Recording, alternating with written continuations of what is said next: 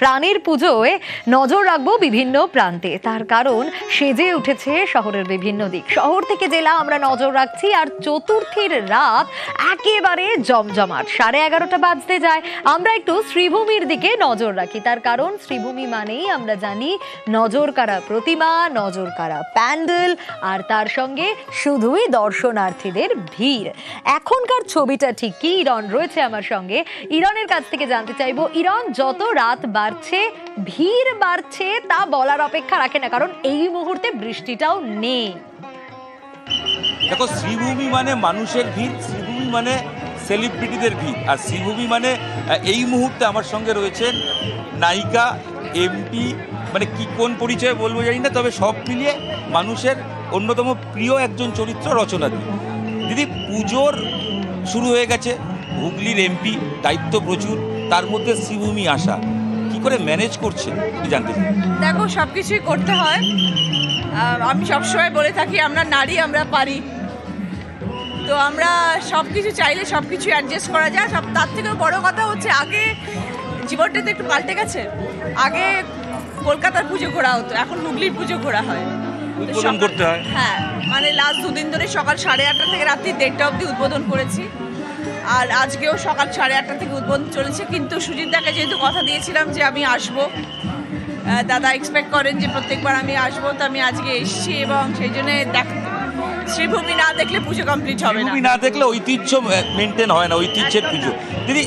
আর তার থেকে বড় কথা, আমি যদি সত্যি না আসতাম আমি জানতে পারতাম না যে কি অসাধারণ ঠাকুর, কি অসাধারণ।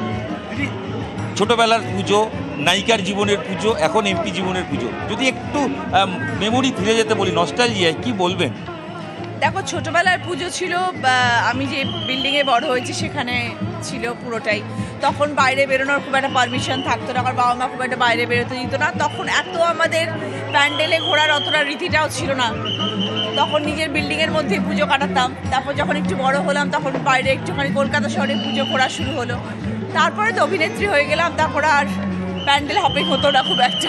এখন এমপি হয়ে হচ্ছে। এখন এমপি হয়ে এবারের পুজোর প্ল্যান, রাস্তায় দাঁড়িয়ে একটু ফুচকা খাওয়া বা এই যেগুলো মিস করতেন সেগুলো সম্ভব করবেন?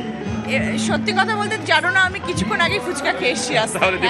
টেলিপ্যাথির জোর। হ্যাঁ, একদম। মানে এগুলো ছোটোখাটো জিনিস যেগুলো লাইফে থেকে বঞ্চিত হয়ে গেলে মনে হয় জীবনটা কোথাও আটকে গেল। আমার মনে হয় সব কাজের মধ্যেই যদি নিজের আনন্দটাকে নিজে খুঁজে নেওয়া যায়, তাহলে জীবন অনেক স্মুথলি এগোনো যায়। মায়ের কাছে কি প্রার্থনা করলো? সবাই যেন মা ভালো থাকে, এবং মা যেন সবাইকে ভালো রাখেন, আমাদের পৃথিবীতে যেন সবসময় শান্তি বিরাজ থাকে। রচনাদি অভিনেত্রী, আমি তো আপনাকে অভিনয় করতে এখন বলতে পারবো না, যেহেতু এই মুহূর্তে আমি কি দুটো লাইন কিছু আপনার থেকে গান, কবিতা কিচ্ছু শুনতে পারি? না না, একদম আমি গানের মানুষ নই। Thank you so much. Thank you. আমার একটাই শেষ প্রশ্ন, এরপর অন্য কোনো পুজো কি যাবেন, নাকি শ্রীভূমি দেখেই মনের শান্তি, প্রাণের প্রাণ আজকের মতন এখানে ইতি? বাকি আর কার কার আবদার মেটাতে হবে দেখা যাক, হয়তো বেশ কয়েকটা আছে। তোমার ত্রিধারা আছে, তারপর সুরজি সংঘ আছে, অনেকের অনেক আবদার আছে। দেখা যাক কোনটা। দলের সতীর্থদের পুজোয় পৌঁছতে হবে, একদম, তাহলে কেউ রাগ করতে পারে। দলের সতীর্থদের কাছে যাওয়ার ইচ্ছে আছে। শুভ শারদীয়া। থ্যাংক ইউ, শুভ শারদীয়া। আমরা কথা বলছিলাম ব্যস্ততম অভিনেত্রী, অবশ্যই এমপি রচনাদির সঙ্গে, রচনা ব্যানার্জি, এবং আমি একটু ছবিটা দেখাই। এই রচনাদিকে দেখে মানুষ একটু দাঁড়িয়ে পড়েছেন। আসলে এমনিতেই শ্রীভূমির ভিড়, আর তার সঙ্গে যদি রচনাদিকে একটু পাওয়া যায় বাড়তি আকর্ষণ। দিদি, এই ভিড় ঠেলে কতটা উপভোগ করছেন একটু বলবেন? মানে হাসি তো বলছে খুব উপভোগ করছে। খুব সুন্দর, খুব সুন্দর। এই খুব সুন্দর সংজ্ঞাটা মুখের এক্সপ্রেশন হাসিতেই বুঝিয়ে দেয়। তুমি দেখো, খুদেরাও আছে দেখতে পাচ্ছি, একটু কি খুদেদের, কারণ খুদেদের সঙ্গেও কথা বলা যায় একটু? একদম, আমাদের কাছে 8 থেকে 80 সবাই, তবে একটু হাইটের জন্য যতটা হাইট ম্যানেজ করতে পারবো তাদের কাছে যাই। পুজোয় ঠাকুর দেখতে বেরোনো, পা ব্যথা হয় না? বয়স তো এখন কম। হ্যাঁ অবশ্যই হচ্ছে পা ব্যথা, এত দূর থেকে হেঁটে আসলাম, পা ব্যথা তো হবে। তার মতো কোথা থেকে পুজো বলে কথা, তো ঘুরবোই। একটা ছবি দেখাই, দেখো কি সুন্দর। এটা একটু যদি দাঁড়াতে বলবো একটু প্লিজ।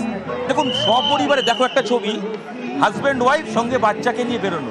হয়তো ও কিছু কিছু বুঝছে না, তাও ট্র্যাডিশনটাকে মানুষের মধ্যে ছড়িয়ে দেওয়া, সেই কারণেই এই রাত জেগে একটু কষ্ট করে ঠাকুর দেখা। একদমই তাই, একদমই তাই। আমরা এখন থেকে যদি কালচারটা না ঢোকাই, তাহলে জেনারেশনটা তৈরি হবে না, ঠাকুর দেখার জেনারেশনটা। এখন তো সবাই মোবাইল নিয়ে পড়ে থাকে, বেশি ব্যস্ত হবে।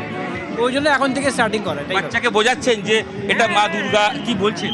দুর্গা পূজাটা কি, আমাদের এটা এত বাঙালিদের বড় ট্র্যাডিশন, বড় একটা কালচার, এটা বড় এত উৎসব, এটা ওকেও বুঝতে হবে। যত দেখবে, যত ওরা এক্সপ্লোর করবে, তত বুঝতে মানে পারবে। যেভাবে ছোটবেলায় আমরা সবাই বাবার কাঁধে করে আসতাম, ঠিক সেভাবেই এবার সন্তানকে কাঁধে নিয়ে, তাই তো? একদম একদম একদম ওই ট্র্যাডিশনটাকেই কন্টিনিউ করে আর কি। এটাই বাঙালির ঐতিহ্য। একদম। দেখো, এটাই বাঙালির ঐতিহ্য। বাচ্চা ঘুমিয়ে পড়েছে হয়তো, কিন্তু তাকে কোলে নিয়ে মায়ের কাছে পৌঁছে যাওয়ার ট্র্যাডিশনটা বজায় রাখা এবং বাচ্চাকে বোঝানো, সন্তানকে বোঝানো, এটাই আমাদের পরম্পরা, এটাই আমাদের বাঙালিয়ানা, এটাই আমাদের প্রিয় উৎসব দুর্গাপুজো।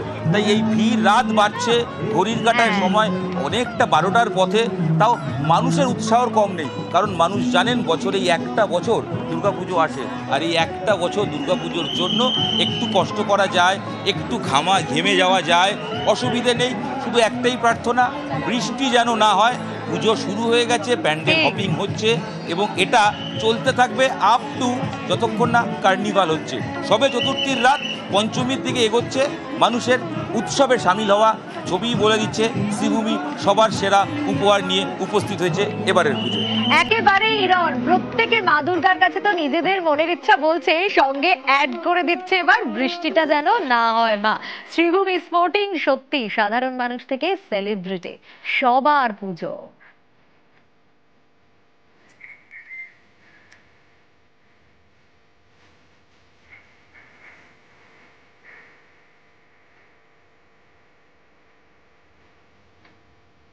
শ্রীভূমির ছবি তো দেখলেন, এবার বাকি ছবিও তো দেখতে হবে।